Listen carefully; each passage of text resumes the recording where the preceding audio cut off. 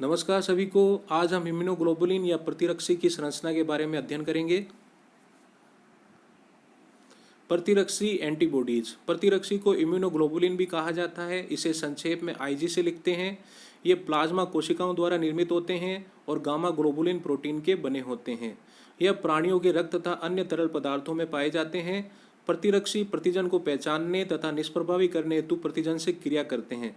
प्रतिरक्षी का वह भाग जो प्रतिजन से क्रिया करता है उसे पेराटोप कहते हैं और प्रतिजन का वह भाग जो प्रतिरक्षी के साथ क्रिया करता है उसको एपिटोप कहते हैं।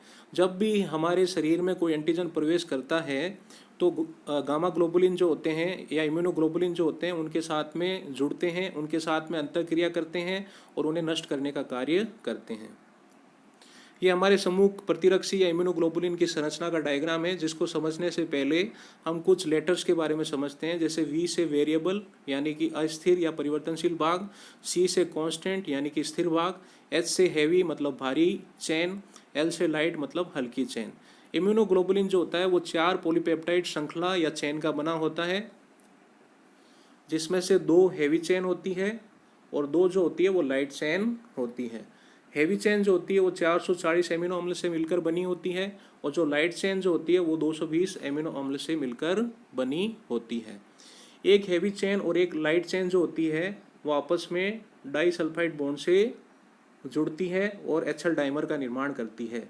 इस प्रकार से 2 एचएल डाइमर का निर्माण होता है और दोनों एचएल डाइमर जो होते हैं वो आपस में 2 डाइसल्फाइड बॉन्ड से जुड़ते हैं और इम्यूनोग्लोबुलिन का निर्माण करते हैं। जिस स्थान पर दोनों एचएल डाइमर आपस में जुड़ते हैं उस स्थान को हिंज संधि या हिंज क्षेत्र कहते हैं। और इम्यूनोग्लोबुलिन की जो संरचना होती है वो अंग्रेजी के वाई अक्षर के समान होती है।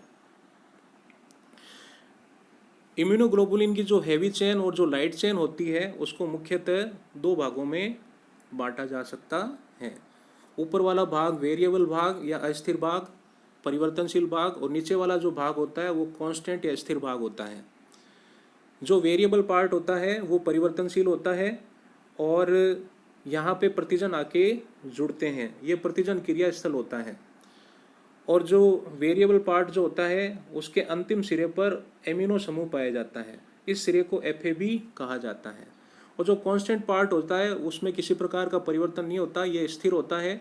इसके अंतिम सिरे पर कार्बोक्सिलिक समूह पाया जाता है, इस सिरे को एफसी सिरा कहा जाता है। तो इस प्रकार से ये इम्यूनोग्लोबुलिन की स्ट्रक्चर के बारे में हमने समझा। प्रतिरक्षियों के प्रकार। इम्यूनोग्लोबुलिन या प्रतिरक्षी 5 प्रकार के होते हैं। इम्यूनोग्लोबुलिन में जिस प्रकार की भारी पॉलीपेप्टाइड श्रृंखला पाई जाती है उसी आधार पर उनका वर्गीकरण किया गया है। जैसे पहला है आईजीजी। आईजीजी में गामा भारी पॉलीपेप्टाइड श्रृंखला पाई जाती है। आईजीएम में म्यू पॉलीपेप्टाइड श्रृंखला पाई जाती है। आईजीए में अल्फा पॉलीपेप्टाइड श्रृंखला पाई जाती है। आईजीई में एप्सिलॉन पॉलीपेप्टाइड श्रृंखला पाई जाती है और आईजीडी जो होती है उसमें डेल्टा प्रकार की पॉलीपेप्टाइड श्रृंखला पाई जाती है। अब विभिन्न प्रतिरक्षी इम्यूनोग्लोबुलिन के जो कार्य हैं उनको हम ट्रिक से याद रखने का एक तरीका आपको समझाते हैं। सबसे पहले आईजीजी। आईजीजी इम्यूनोग्लोबुलिन जो होता है वो प्लेसेंटा को पार करके भ्रूण में जा सकता है। तो इसको याद रखने का तरीका आईजीजी, जी से गो मतलब जाना, यानी कि वो प्रतिरक्षी जो प्लेसेंटा को पार करके भ्रूण में जा सकता है वो कौन सा होता है, आईजीजी।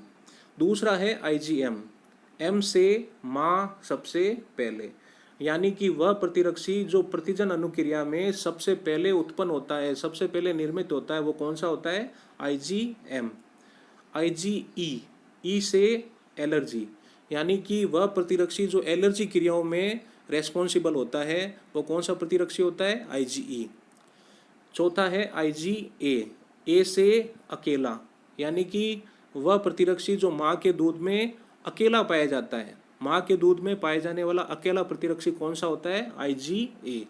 इसके बाद में 5वां जो है वो है एमई, मी के एम से हो गया मास्ट कोशिका और ई से हो गया आईजीई, यानी कि वह प्रतिरक्षी जो मास्ट कोशिकाओं पर पाया जाता है वो कौन सा प्रतिरक्षी होता है, आईजीई।